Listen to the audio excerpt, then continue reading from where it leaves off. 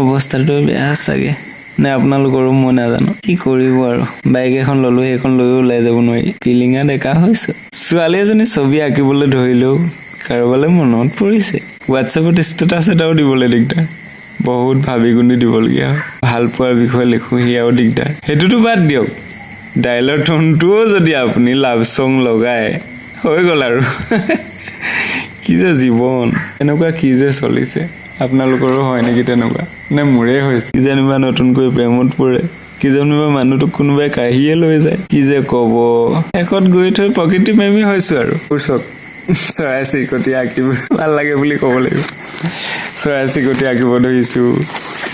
এয়া দৃশ্য আঁকিব ধৰিছো হাঁহিও উঠে খঙো উঠে কিন্তু কম কেনেকেনো বুজাম চলিছে আৰু জীৱনটো এতিয়া নিজে নিজকে